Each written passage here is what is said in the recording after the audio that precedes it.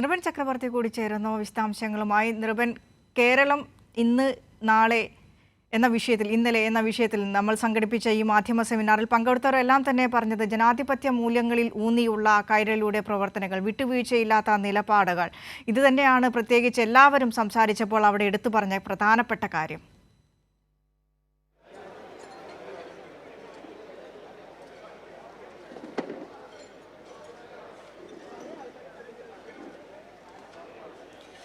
വിനിഷ, കൈരളിയെ സംബന്ധിച്ചിടത്തോളം ഏറ്റവും പ്രധാനപ്പെട്ട ഒരു ദിനം തന്നെയായിരുന്നു. വൈകാരികമായ നിമിഷങ്ങൾക്ക് സാക്ഷിയാകാൻ കഴിഞ്ഞു എന്ന് തന്നെ പറയേണ്ടി വരും. കാരണം കൈരളി കുടുംബത്തെ അത്രമാത്രം പ്രേക്ഷകർ പിന്തുണയ്ക്കൊപ്പം അതിൽ കൈരളിയുടെ തുടക്കക്കാർക്ക് അതിലുള്ള പ്രവർത്തിച്ച മാധ്യമപ്രവർത്തകരടക്കം വരുന്ന വലിയ കൂട്ടായ്മയായി മാറി. മുഖ്യമന്ത്രി അടക്കം മുഖവരിയായി കൈരളിയെക്കുറിച്ച് പറഞ്ഞത് നാം കേട്ടതാണ്. കാരണം അങ്ങനെ ഒരു ആശയം ഒരു കൂട്ടം ആൾക്കാർക്കുണ്ടാകുന്നു, അത് മുന്നോട്ട് പോകാനുള്ള നിലപാട് സ്വീകരിക്കുന്നു, അതിൽ ജനങ്ങളിൽ നിന്ന് കേരളത്തിനകത്ത് നിന്ന് പുറത്തു നിന്ന് വലിയ പിന്തുണ ലഭിക്കുന്നു.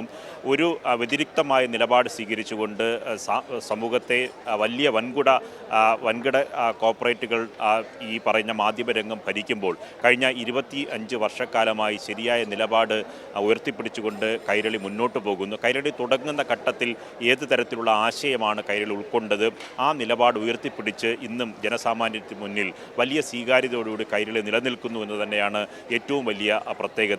വലിയ പ്രതിസന്ധി വരുന്ന ഘട്ടങ്ങളിലെല്ലാം കൈരളി ഇല്ലായിരുന്നു എങ്കിൽ എന്തായിരിക്കുമായിരുന്നു കേരളത്തിൻ്റെ അവസ്ഥ എന്ന് ജനങ്ങൾ ചിന്തിക്കുന്നുണ്ട്. അതാണ് കൈരളി എന്ന സ്ഥാപനത്തിൻ്റെ ഏറ്റവും വലിയ പ്രാധാന്യം എന്നാണ് മുഖ്യമന്ത്രി അടിവരയിട്ട് പറഞ്ഞത്. ഒരു കൂട്ടം ജനങ്ങളുടെ, നിക്ഷേപകരുടെ, 2.5 ലക്ഷം വരുന്ന സാധാരണ മനുഷ്യരുടെ ഒരു തരത്തിലുള്ള ലാഭവും പ്രതീക്ഷിക്കാതെ ജനങ്ങൾ നിക്ഷേപിച്ചുകൊണ്ട് ഓഹരിയുടെ പേരിൽ, കരുത്തിൽ കൈരളി എന്ന് പറയുന്നൊരു സ്ഥാപനം മുന്നോട്ട് പോകുന്നു. 25 വർഷക്കാലം അത് നിലനിൽക്കുന്നു, അത് നിലപാട് ഉയർത്തിപ്പിടിക്കുന്നു. മുഖ്യമന്ത്രി ഏറ്റവും പ്രധാനപ്പെട്ട ചില കാര്യങ്ങൾ ഇന്നത്തെ സെമിനാറിൽ കൈരളിയെ സംബന്ധിച്ച് പറയുകയും ചെയ്തു.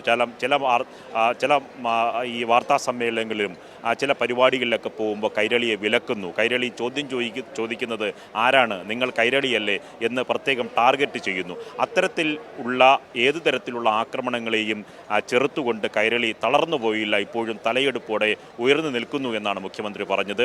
ആദരണീയനായ കൈരളിയുടെ MD ആയിട്ടുള്ള ജോൺ ബ്രിട്ടാസ് MPയും പറഞ്ഞത്, അന്ന് കൈരളി ഈ ഓഹരി നിക്ഷേപത്തിൻ്റെ 2.5 ലക്ഷം ഓഹരി നിക്ഷേപകരുടെ ബലത്തിൽ കൈരളി ഇന്ന് ആരംഭിക്കുമ്പോൾ അതൊരു വിസ്മയമായാണ് കൈരളി. വലിയ തരത്തിലുള്ള പ്രതിസന്ധി ഉണ്ടായിരുന്നു, ആ പ്രതിസന്ധിയെല്ലാം മറികടന്നാണ് കൈരളി ഇന്നും ഈ നിലയിൽ നിലനിൽക്കുന്നത് എന്നതാണ്. നമുക്ക് പിന്നിലടക്കം ഇപ്പോൾ ഈ ഹാളിനകത്ത്, ഹൈസിന്ത് ഹോട്ടലിൻ്റെ ഹാളിനകത്ത് വൈകാരികമായ നിമിഷങ്ങളായിരുന്നു. ആദ്യം കൈരളിയുടെ തുടക്കകാലത്തുണ്ടായ മാധ്യമപ്രവർത്തകർ, സാങ്കേതിക രംഗത്ത് പ്രവർത്തിക്കുന്നവർ, വിരമിച്ച് വിവിധ മേഖലകളിൽ പോയവർ, വിശ്രമ ജീവിതം നയിക്കുന്നവർ ഒക്കെ തന്നെ എല്ലാവരും കൈരളിയുടെ ഈ 25ാമത് ജന്മദിനം ആഘോഷിക്കാൻ ഇവിടെ എത്തിച്ചേർന്നു.